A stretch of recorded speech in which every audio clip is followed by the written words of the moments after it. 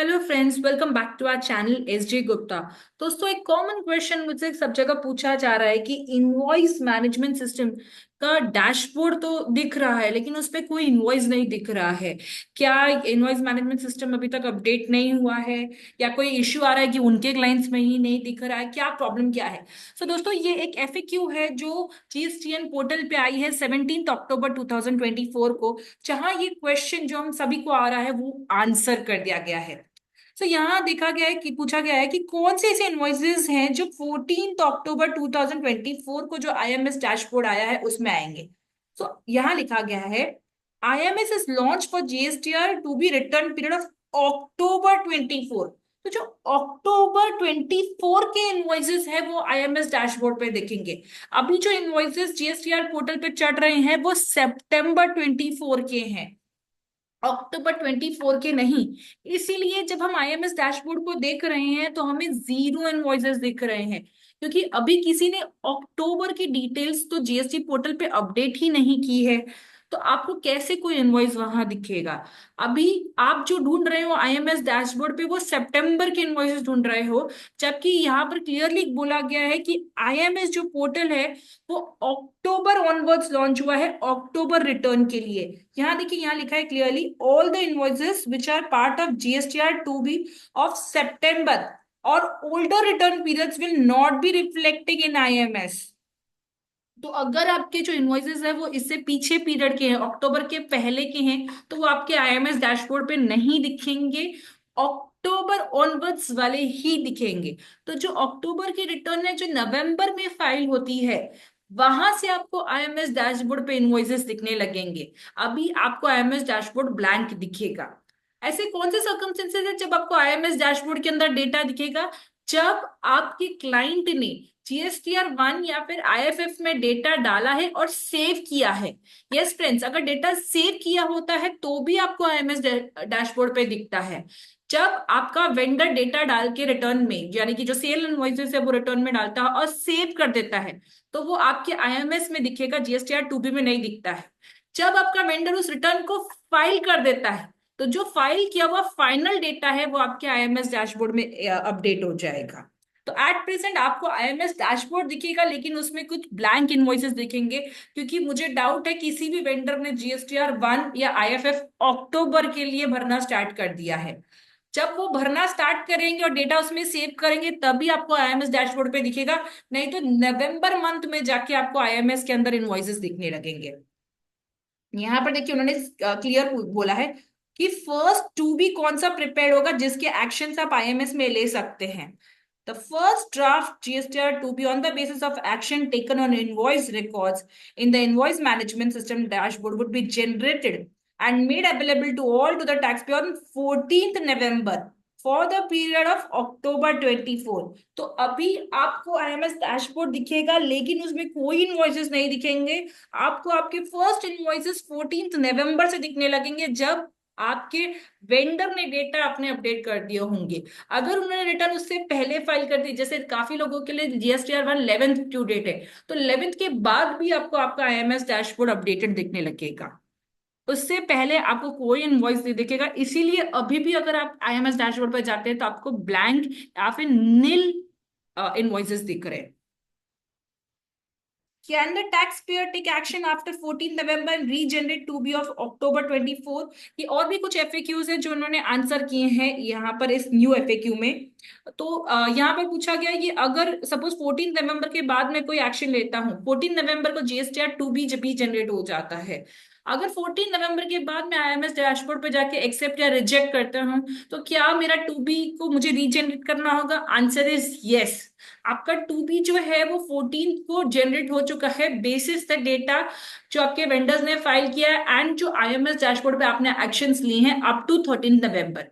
अब 14 नवंबर को 2 B generate हो चुका है। अब इसके बाद अगर कोई आईएमएस में आप एक्शंस लेते हैं एक्सेप्ट या रिजेक्ट करने का या पेंडिंग पे रखने का, तो आपको अपना 2 बी को रीजनरेट करना होगा एंड उसके बाद अपना 3 बी फाइल करना होगा।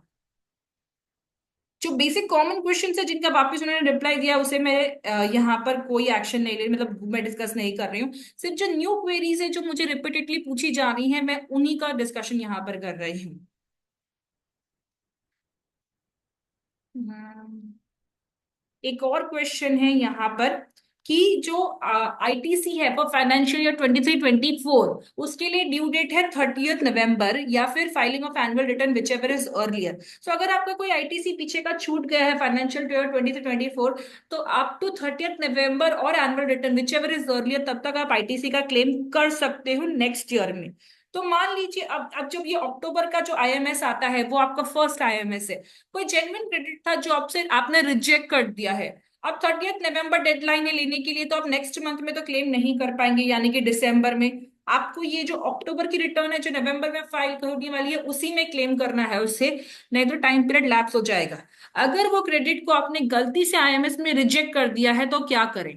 तो यहां पर उन्होंने बोला है कि आप फिर से अपने आईएमएस में जाइए, वो एक्शन को जो आपने रिजेक्ट किया है उसे चेंज करके एक्सेप्ट कीजिए और फिर से टू बी जनरेट कीजिए। तो वो क्रेडिट आपको अपने टूपी में दिखने लगेगा और आप उसे क्लेम कर सकते हैं अपने अक्टूबर रिटर्न में। एक और इंटरेस्टिंग क्वेश्चन यहाँ पूछा गया है कि अगर आपके वेंडर ने कोई क्रेडिट नोट इश्यू किया है जो आपके आईएमएस में दिख रहा है, लेकिन ये आईटीसी ओरिजिनल आईटीसी आपने क्लेम ही नहीं किया है या फिर क्लेम करके रिवर्स कर दिया है पहले ही अपने रिटर्न में, तो इस केस में आईएमएस में क्या करना है? तो यहाँ पर उन्होंने कहा है कि अगर कोई क्रेडिट नोट है जो जेन्युइन है, जिसका क्रेडिट आप पहले ही रिवर्स कर चुके हैं या आपने कभी क्लेम नहीं किया है, तो भी आईएमएस में से एक्सेप्ट कर लीजिए एंड फिर अकॉर्डिंगली जाके अपने 3B रिटर्न में चेंजेस कर दीजिए। उसे पेंडिंग या रिजेक्ट मत कीजिएगा, क्योंकि अगर आप पेंडिंग रखते हैं तो यानी कि आप कैरी फॉरवर्ड कर रहे हैं फ्यूचर के पीरियड्स में उसका एक्शन लेने के लिए, जबकि आपको पता है कि आपको फ्यूचर में एक्शन लेना ही नहीं, आपको अभी एक्शन लेना है। अगर आप क्रेडिट नोट को रिजेक्ट कर देते हैं तो वो ऑटोमेटिकली आपकी वेंडर की लाइबिलिटी बन जाएगी नेक्स्ट मंथ की, जो कि अगेन रॉन्ग है, क्योंकि वेंडर ने तो इसको सेल्स करके पहले ही शो कर दिया है, अब तो वो सेल्स रिवर्स करने के लिए क्रेडिट नोट कर रहा है। तो इस केस में आपको वाइजली कॉल लेना है और अपने आईएमएस में उस क्रेडिट नोट पे या तो कोई एक्शन नहीं लेना है या फिर एक्सेप्ट करना है। ध्यान दिया जाए, कोई एक्शन नहीं लेना मतलब ऑटो एक्सेप्टेंस है, तो आपको एक्सेप्ट करना है या कोई ऑप्शन नहीं लेना है एंड अकॉर्डिंगली आपके 3B में चेंज करना है, आईएमएस में उसे रिजेक्ट नहीं करना है या पेंडिंग नहीं छोड़ना है। ये एक बहुत ही इंपॉर्टेंट पॉइंट है जो आपको ध्यान देना है, क्योंकि अगर आप उसे पेंडिंग छोड़ दोगे, पेंडिंग टिक कर दोगे, तो आपकी वो लाइबिलिटी क्रेडिट नोट की कैरी फॉरवर्ड होती जाएगी होती जाएगी होती जाएगी। वहीं अगर आप उसे रिजेक्ट कर दोगे तो वो आपके वेंडर की लाइबिलिटी में जाके ऐड हो जाएगी, जो कि अगेन ड्रॉप है। और एक इंटरेस्टिंग क्वेश्चन यहाँ पर दिया गया है,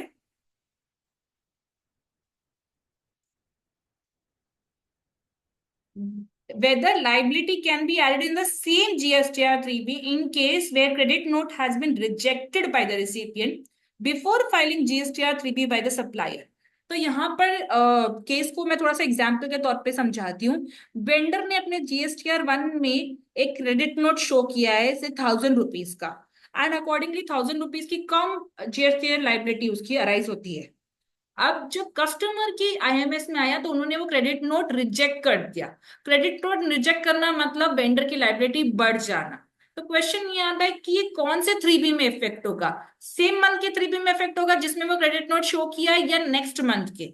तो आंसर है नेक्स्ट मंथ के 3B में वो रिफ्लेक्ट होगा। तो अभी सपोज 10,000 की लाइबिलिटी थी और 1,000 का क्रेडिट नोट था, तो 9,000 टोटल लाइबिलिटी आ रही थी से अक्टूबर मंथ का। अक्टूबर मंथ का जब आईएमएस खुला तो रेसिपिएंट ने उस क्रेडिट नोट को रिजेक्ट कर दिया है, तो उस अक्टूबर मंथ की लाइबिलिटी वेंडर के लिए अभी भी 9,000 रहेगी। और नेक्स्ट मंथ यानी कि नवंबर मंथ का जब 3B भरा जाएगा तो ऑटोमेटिकली जो ओरिजिनल लाइबिलिटी जो उस मंथ की होती है वो +1,000 जो आपके रेसिपिएंट ने रिजेक्ट किया है वो ऐड हो जाएगा और न्यू लाइबिलिटी आपकी GSTR 3B में आएगी। तो जहां पर भी आप एक्सेप्ट या रिजेक्ट करते हो, एक्सेप्ट कर देते हो तो वो तो आप अपने 2B में शो हो जाओगे, जहां रिजेक्ट करते हो तो वो आपकी वेंडर के नेक्स्ट मंथ की GSTR 3B में लाइबिलिटी बन जाएगी। सेम मंथ में नहीं कोई एक्शन लिया जाएगा, सेम मंथ का 3B और आपका GSTR 1 टैली होगा और exact point two point match होगा। अगर सपोज सेम मंथ में होता है तो यहाँ पर चैलेंजेस आएंगे कि लाइबिलिटी एज पर GSTR 1 और GSTR 3 भी डिफरेंट होगा, क्योंकि एज अ टैक्स पेयर वो आप ही के लिए प्रॉब्लम क्रिएट करेगा उसका रिको करने के लिए। इसीलिए यहाँ पर उन्होंने क्लियर इंस्ट्रक्शन दे दिए कि अगर आपका रिसिपिएंट आपका क्रेडिट नोट रिजेक्ट करता है तो वो आपकी नेक्स्ट मंथ की GSTR 3B की लाइबिलिटी बनेगी, सेम मंथ की नहीं। सो आई होप दोस्तों आपके सारे क्वेश्चंस इसमें आंसर कर दिया गए हो। अगर स्टिल आपको कोई इस टॉपिक पे डाउट है तो आप नीचे हमारे कमेंट सेक्शन में लिख सकते हैं, हमारी टीम उसे जरूर कोशिश करेगी रिवर्ट करने के लिए। दोस्तों अगर आप मेरे चैनल पे पहली बार आए हैं तो हम ऐसे और भी एजुकेशनल वीडियोस बनाते रहते हैं। प्लीज हमारे चैनल को लाइक कीजिए, शेयर कीजिए और सब्सक्राइब कीजिए और ऐसे वीडियोस देखने के लिए। Thank you.